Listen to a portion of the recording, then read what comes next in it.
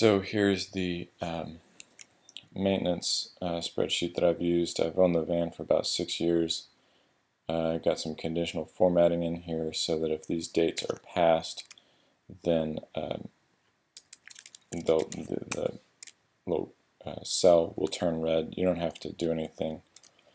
For this column, it just uses today's date. For this column, if you update this number with your current mileage, so I've got 16, and you can see that it will, everything will turn red, so it'll alert you to update your stuff. Anyway, yeah, so this is pretty obvious how this is being used. I'll highlight stuff every now and then. This is my Bostig one. I did the Bostig about 2 years ago, so this is the old one.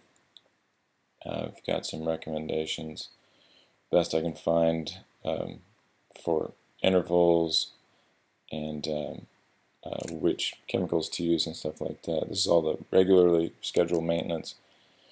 Then down here is the one-time stuff, quote-unquote one-time stuff, catalytic converter, coolant sensor, cylinder heads. Yeah, it's supposed to be a one-time thing. Motor mounts, all kind of good stuff. Anyway, I'll put the link to these two spreadsheets in the description of this video.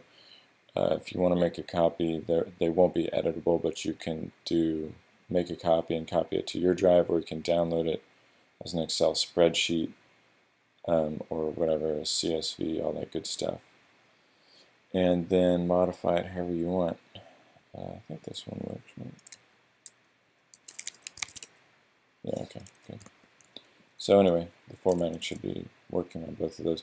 And also this is good record, if you ever sell it, of all your oil changes. I guess I didn't start that until much later. Oh, it was because I got a new engine, so my old engine, this oil change line was way out to here. So anyway, have fun.